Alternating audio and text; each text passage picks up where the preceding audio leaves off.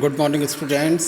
बच्चों, ये English language में आपका पहला चैप्टर है द सेंटेंस। आज हम लोग इसके विषय में पढ़ेंगे सेंटेंस क्या होता है। देखिए बच्चों, सेंटेंस को हिंदी में बोलते हैं वाक्य। हम कोई भी जिसका कोई अर्थ है ऐसे शब्दों का समूह, उसे हम वाक्य कहते हैं। तो देखिए किस तरीके से हम लोग इसको विषय में पढ़ेंगे। We use language to say something or write something or to pass on information. For this we use words.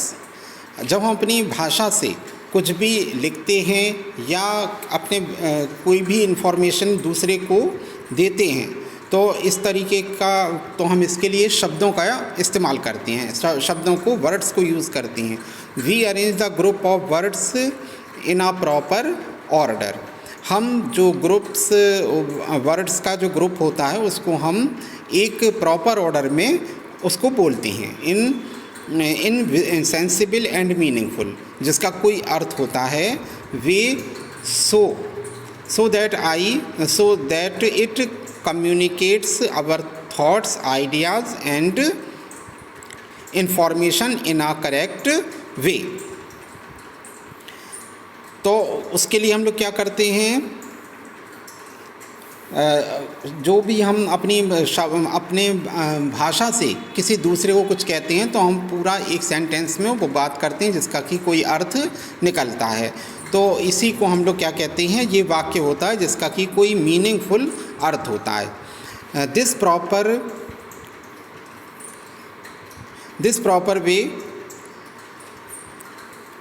This proper and meaningful way of arrangement of words together is called a sentence.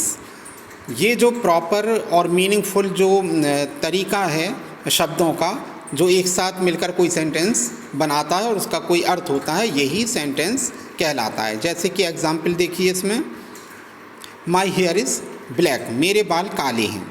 Rajesh lives in Mumbai, Rajesh Mumbai में रहता है।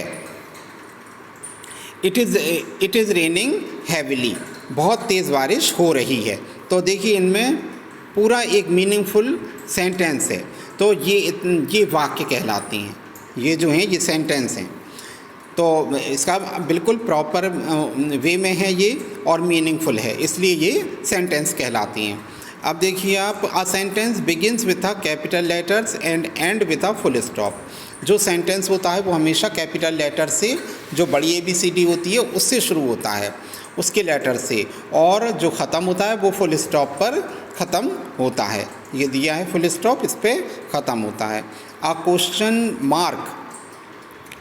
Mark और exclamation mark, इस पर भी ख़त्म होता है। या तो क्वेश्चन पूछा जाता है तो क्वेश्चन मार्क लगता है, कोई आश्चर्यजनक बात है तो एक्सक्लेमेशन मार्क लगता है, जो इस तरीके से लगता है। क्वेश्चन मार्क ऐसे लगता है। इसमें देखिए, a sentence has two main parts. एक सेंटेंस के दो मुख्य भाग होते हैं, सब्जेक्ट और प्रेडिकेट। एक सेंटेंस के दो भाग होते हैं, एक तो पहला भाग होता है सब्जेक्ट और दूसरा होता है इसका predicate. When we make a sentence, we make some person or thing and say something about that person or thing. In other words, we must have a subject to speak about and we say or predicate something about that subject. The subject is that part of a sentence which names the person or thing speaking about. जो subject होता है वो sentence का भाग होता है जो कि किसी व्यक्ति का या किसी भी वस्तु का होता है जिसके विषय में हम बात करते हैं। The subject refers to the person, जो सब्जेक्ट होता है वो पर्सन के विषय में बताता है। दैट डज द एक्शन, जो कोई कार्य करता है। It tells us about the doer of the action और हु और what this is all about. जो सब्जेक्ट होता है वो प्रेडिकेट के विषय में जानकारी देता है। The predicate is the part of a sentence which tell something about the subject. Predicate वो भाग होता है सेंटेंस का जो कि हमें सब्जेक्ट के बारे में बताता है। सब्जेक्ट के बारे में जो बात कही जाती है वो प्रेडिकेट कहलाता है। It consists of verb and other words of the sentence. The verb is that word is a sentence which express some action or work of the subject. All doing words or action words are verbs. इधर पे verbs के विषय में बताया गया है। verbs क्या होती है? क्रिया होती है। जो भी कार्य किसी के द्वारा किया जाता है उसे verb कहते हैं। तो वर्ब की भी इसमें ये डेफिनेशन दी गई है।